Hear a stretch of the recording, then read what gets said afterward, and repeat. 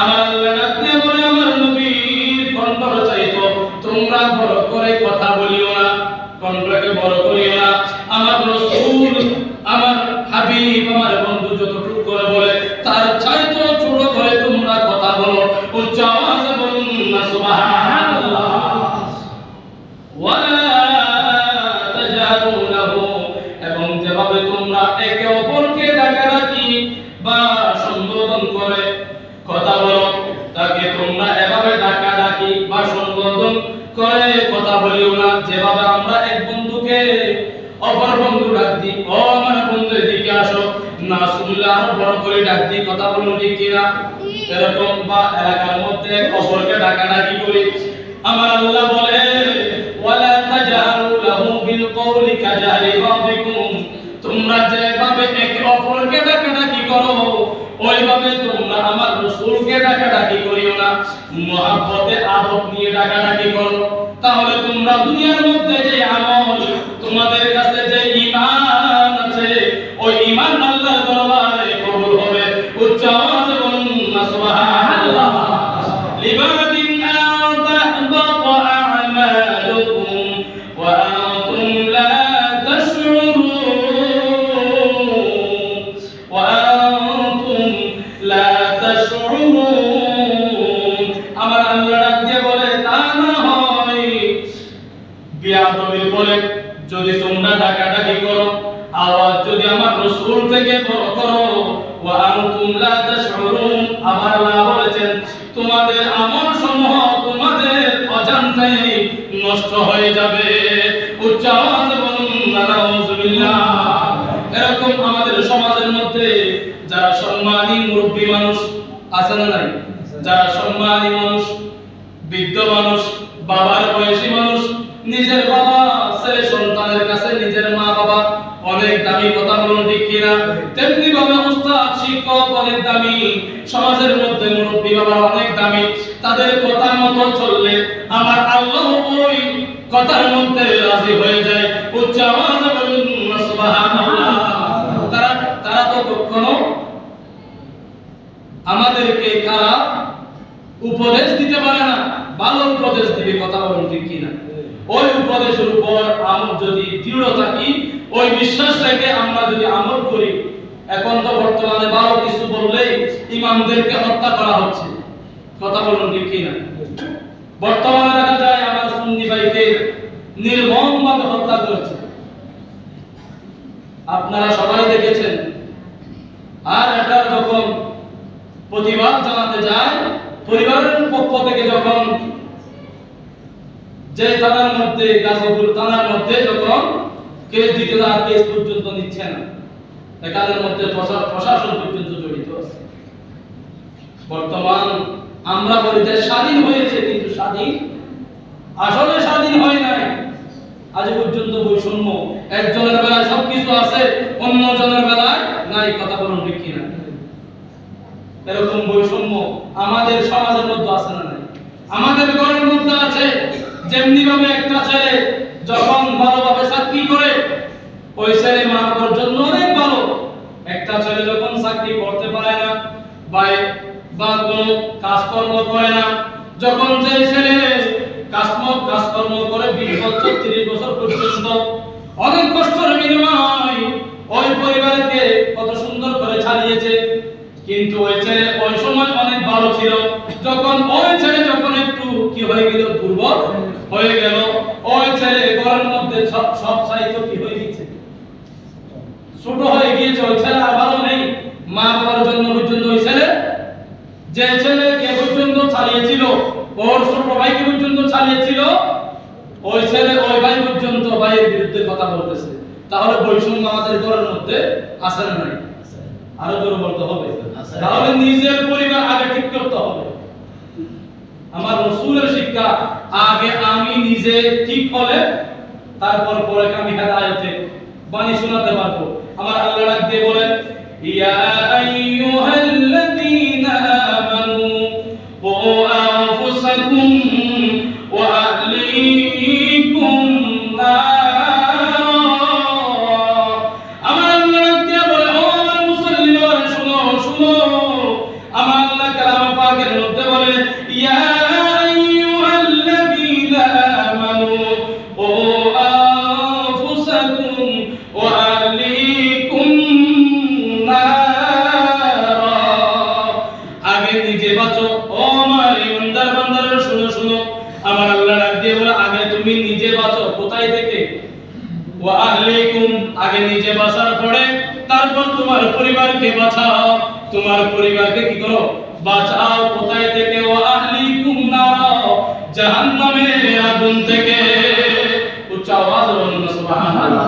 এখন তো আমি নিজে জাহান্নামী, নিজেই মিথ্যাবাদী, নিজেই আমরা মুনাফিকি করি, আমরা কিভাবে জান্নাতি হতে পারি? কথা বলুন ঠিক কি না? আল্লাহ তাআলা আমাদেরকে বুঝার তৌফিক দান করুন। আমিন। কোরআন মোতাবেক যেভাবে শুধু কোরআন মানলে হবে না, সাথে সাথে হাদিসকেও মানা লাগবে। এবং এভাবে একটা মানলে যদি আরেকটা না মানি, এখন বর্তমানে অনেক দল বের হয়েছে, আহলে কোরআন, আহলে হাদিস, এভাবে নাম দিয়ে দিয়ে যুগে যুগে অনেক দল বের হচ্ছে, কিন্তু একটাকে মানলে ওই ব্যক্তিরা কখনো ইমানদার হতে পারে না। কথা বলুন ঠিক কি না? আল্লাহুম্মা সাল্লি সাইয়্যিদিনা মাওলানা মুহাম্মদ ওয়া আলা আলি সাইয়্যিদিনা মাওলানা মুহাম্মদ।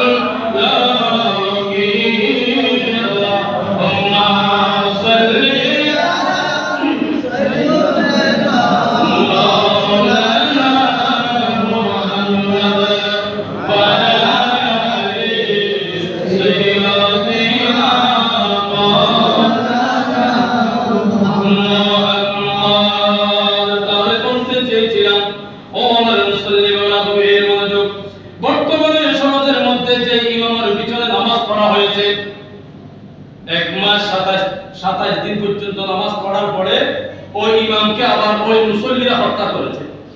উচ্চ আওয়াজ বলুন না, নাউযুবিল্লাহ।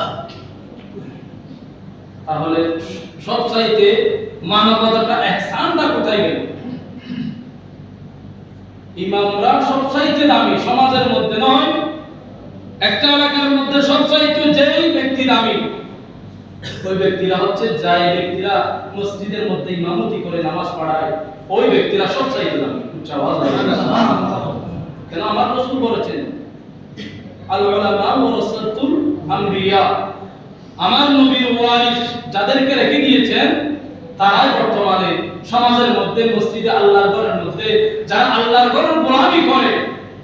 কিন্তু সমাজের মধ্যে অনেক দল আছে না নাই? এই সমাজের মধ্যে আছে না নাই?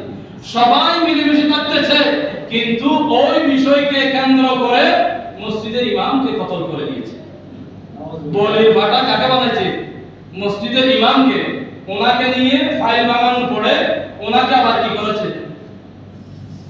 সমাজের মধ্যে মসজিদ কমিটি আছে না নাই? আপনাদের এখানে আছে না নাই? সভাপতি গ্রুপ, সেক্রেটারি গ্রুপ আছে না নাই? তেমনি ভাবে ওই মসজিদের মধ্যে কিছু আছে আহলে হাদিস আর কিছু আছে সুন্নি।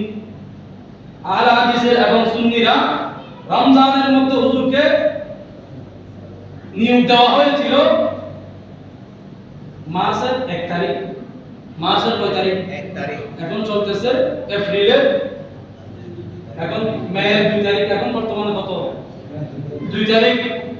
আর হুজুরকে নিয়োগ দেওয়া হয়েছে কি মার্চের কয় তারিখ?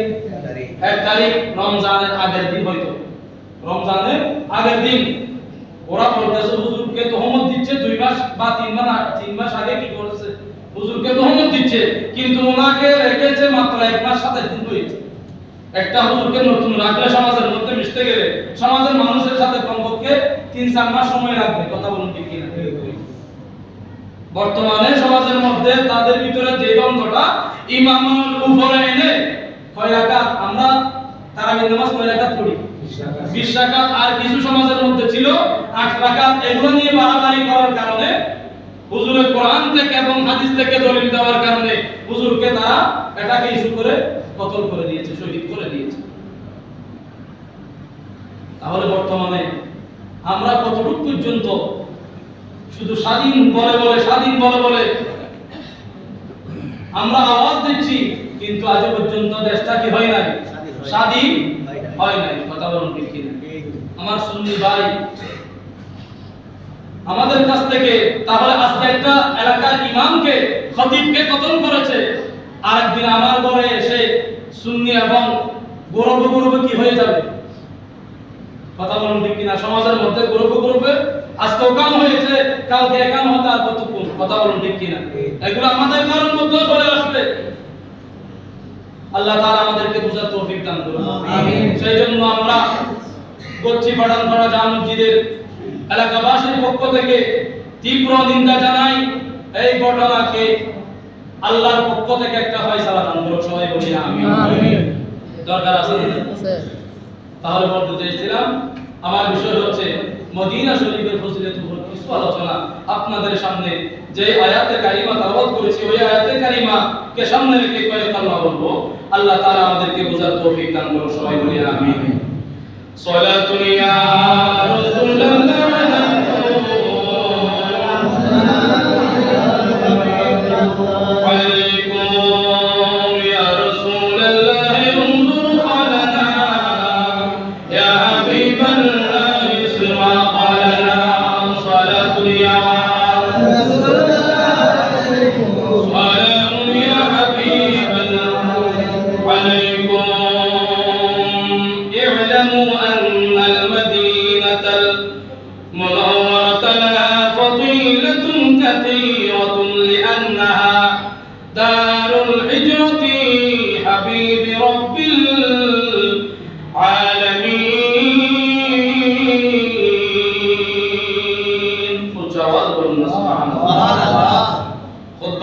কত সুন্দর করে বলে দিচ্ছেন, জেনে রাখো মুসলমান, ও ঈমানওয়ালা বান্দারা, শুনো শুনো, মদিনা মুনাওয়ারার অনেক ফজিলত রয়েছে। মদিনা মুনাওয়ারার অনেক ফজিলত রয়েছে।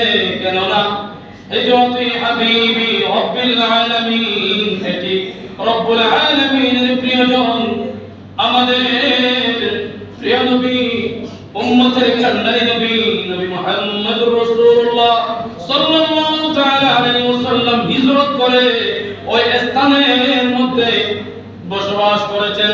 উচ্চ আওয়াজে বলুন না সুবহানাল্লাহ। শুধু তাই নয়, ওয়াফিহা রাউদাতুল লাতি আফদালু বিকাইল আরদি, এখানে আমার রাসূলের রওজা শরীফ। উচ্চ আওয়াজে বলুন না সুবহানাল্লাহ।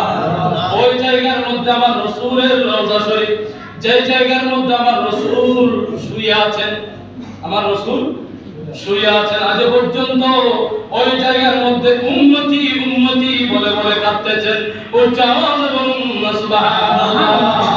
ওই নবীর উম্মত হলো, কিন্তু আমরা নবী নবী করে একটা দল মাত্র কানি, যারা আহলে সুন্নাত ওয়াল জামাত, আহলে সুন্নাত ওয়াল জামাত দাবি করি, তারাই নবী নবী করে আশিক হিসাবে আমরা রাসূল রাসূল রাসূল বলে কাঁদি, কিন্তু এটা আমাদেরকে বেদাতি বলে ফতোয়া দেয়।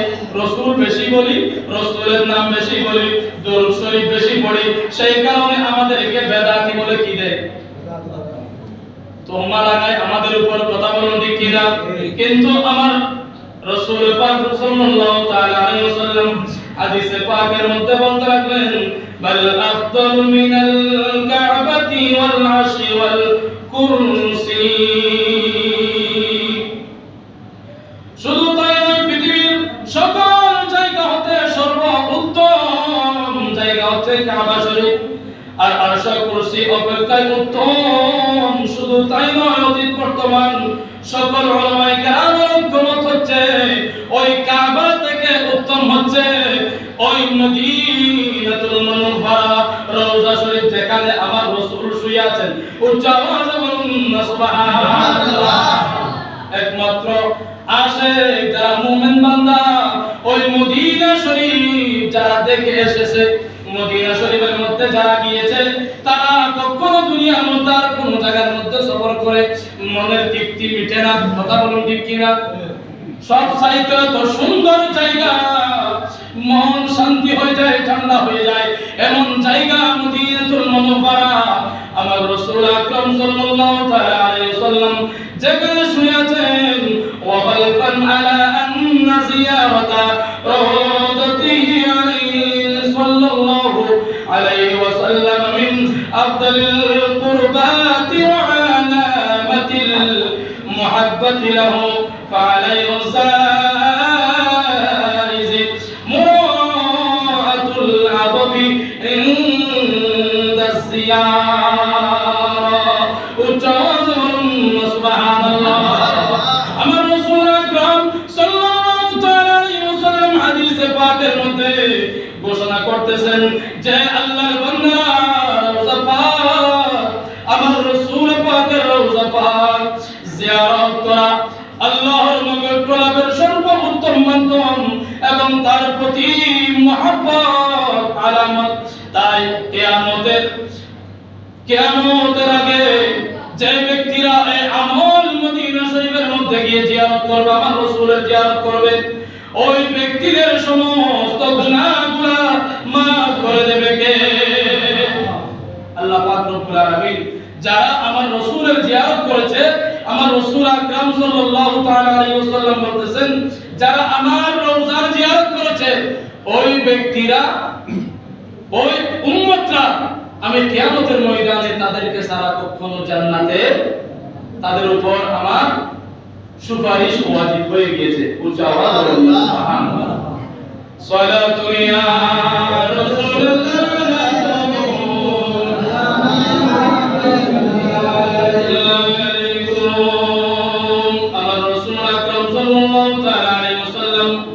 হাদিসে পাকের মধ্যে বলতে লাগলেন, ওয়া আবি হুরায়রা রাদিয়াল্লাহু তাআলা আন্না রাসূলুল্লাহ সাল্লাল্লাহু তাআলা আলাইহি ওয়াসাল্লাম قال إن الإيمان ليعذر إلى المدينة كما تعرج الحية إلى جحورها أو كما قال عليه الصلاة والسلام.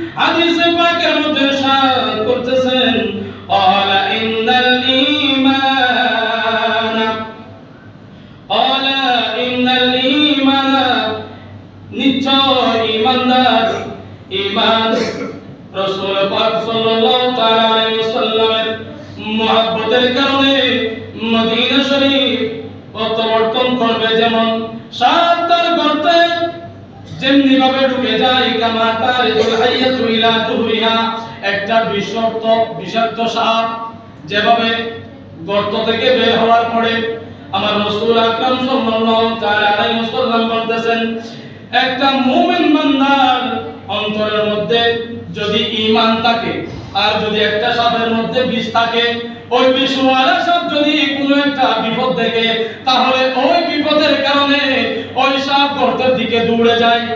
আর ঈমানওয়ালা আল্লাহর বান্দা যদি অন্তরের মধ্যে যরা পরিমাণ ঈমান থাকে, তাহলে ওই বান্দা দৌড়ে দৌড়ে মদিনার দিকে চলে যাবে। মদিনার ইসলাম যদি আমাদের অন্তর থেকে ইসলাম চলে যায়, আমাদের কাছ থেকে যদি ইসলাম চলে যায়, ওই মদিনার ইসলাম মদিনার মধ্যে ফিরে যাবে। ওখান থেকে আবার ইসলাম পুনরায় শুরু হবে। উচ্চ আওয়াজে বলুন না সুবহানাল্লাহ। তাহলে এখন তো আমরা ওই মদিনা শরীফের বিরুদ্ধে পর্যন্ত আলেম সাজে মক্কা গেলে আর মদিনায় যেতে হবে না, হজ হয়ে যাবে, এরকম কিছু কিছু আলেম নামে জাহেলরা বলতেছে। কথা বলুন ঠিক কি না? এরকম বর্তমানে শায়েখ বলে বলে বড় বড় ডিগ্রি এনে এগুলা নিয়ে আমাদেরকে কি করতেছে? বিভ্রান্তি করতেছে, ঈমান হারা করে ফেলতেছে। আল্লাহ তাআলা আমাদেরকে বুঝার তৌফিক দান করুন। আমিন। শুধু তাই নয়, আল্লাহুম্মা রযুকনা জিয়ারাতান নবী সাল্লাল্লাহু আলাইহি ওয়াসাল্লাম ফিদ দুনিয়া ওয়ারযুকনা শাফাআতাহু ইয়াওমাল কিয়ামাহ। যে ব্যক্তি আমার রাসূল আকরাম সাল্লাল্লাহু তাআলা আলাইহি ওয়াসাল্লাম বলতে লাগলেন, যে উম্মত আমার রওজা জিয়ারত করবে তার জন্য আমার শাফাআত ওয়াজিব হয়ে যাবে। উচ্চ আওয়াজে বলুন সুবহানাল্লাহ। মান যারা কবরি ওয়াজাবাত লাহু শাফাআতি। উচ্চ আওয়াজে বলুন সুবহানাল্লাহ। যেই আল্লাহর বান্দা আমার রাসূলের উম্মত আমার রাসূল পাকের রওজার জিয়ারত করবে, ওই ব্যক্তির জন্য আমার রাসূল পাক সাল্লাল্লাহু তাআলা আলাইহি ওয়াসাল্লাম বলতে লাগলেন, ওই ব্যক্তির উপর আমার শাফাআত ওয়াজিব হয়ে যায়। উচ্চ আওয়াজে বলুন না সুবহানাল্লাহ। আর যদি আমার রাসূলের শাফাআত ওয়াজিব হয়ে যায়, তাহলে ওই ব্যক্তির জন্য কোনো ভয়, আপনারা বুঝতেছেন না মনে হয়, ওই ব্যক্তির জন্য ওই উম্মতের জন্য কোনো ভয় কিয়ামতের ময়দানে দুনিয়া এবং আখিরাত তার জন্য খুব সুন্দর হয়ে গিয়েছে। উচ্চ আওয়াজে বলুন না সুবহানাল্লাহ।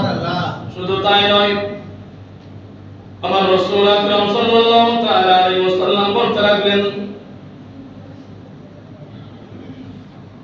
আর যে ব্যক্তিরা জিয়ারত করলো এবং পরকালে তার শাফাআত লাভের সৌভাগ্য দান করবে, শুধু তাই নয়, ও আমার মুসল্লিরা, কিয়ামতের ময়দানে যখন আমরা বেঁচে যাব, কোনো সাহারা থাকবে না। আমরা সুন্নিরা তো নিয়ত করেছি যাওয়ার জন্য, সেই জন্য আমি নিয়তের কথাটা আগে সব সময় বলে থাকি। যদি আমরা মনে মনে নিয়ত করলাম আল্লাহ আমাদেরকে মওতের আগে আগে হলো, আমরা সুন্নিরা সব সময় দোয়া করি মওতের আগে আগে হলো আমাদেরকে মক্কা এবং মদিনা নসিব করো। উচ্চ আওয়াজে বলুন সুবহানাল্লাহ। যদি আমরা এই নিয়তের উপর অটল থেকে মরেও যাই, তাহলে আমরা ওই আমার রাসূলের শাফাআতের নসিবওয়ালা হয়ে যাব। কেন? আমরা নিয়ত করেছি। উচ্চ আওয়াজে বলুন সুবহানাল্লাহ। নিয়ত করার কারণে আমরা কি ওই সওয়াব, যে ব্যক্তিরা জিয়ারত করে যতটুকু সওয়াব পাবে, ওই সওয়াবগুলো যে ব্যক্তিরা নিয়ত করেছে তারা ততটুকু সওয়াব পাবে। উচ্চ আওয়াজে বলুন সুবহানাল্লাহ। আল্লাহ তাআলা আমাদেরকে বুঝার তৌফিক দান করুন। আমিন। আর আহলে সুন্নাত ওয়াল জামাতের পক্ষ থেকে মাওলানা ওয়াইসুদ্দিন আল কাদের রাহমাতুল্লাহ আলাইহি, যিনাকে হত্যা করা হয়েছে, শহীদ করা হয়েছে, ওনার জন্য আজকে জুমার নামাজের পরে অনেক জায়গার মধ্যে সমাবেশের ডাক দেওয়া হয়েছে সুন্নিয়তের পক্ষ থেকে। দল মত নির্বিশেষে আমাদেরকে সবাইকে ঐক্যবদ্ধভাবে, যেভাবে প্রতি থানার মধ্যে সমাবেশ হয়েছে, রমজানের মধ্যে অনেক বিশাল সমাবেশ হয়েছে, এবং যদি আমাদেরকে ডাক দেওয়া হয় আহলে সুন্নাত ওয়াল জামাতের পক্ষ থেকে, যখন ডাক দেওয়া হবে, ওই ব্যানার থেকে যখন ডাক দেওয়া হবে, আমাদেরকে সবাইকে ঐক্যবদ্ধভাবে ওখানে যাওয়ার তৌফিক দান করো সবাই বলি আমিন। এবং আমার রাসূল পাক সাল্লাল্লাহু তাআলা আলাইহি ওয়াসাল্লামের যে সুন্নাত এবং জিয়ারত আমাদেরকে নসিব করো সবাই বলি আমিন। ওয়া আখির দাওয়ানা আলহামদুলিল্লাহি রাব্বিল আলামিন। যারা সুন্নাত আদায় করে নিচ্ছে, আমরা সুন্নাত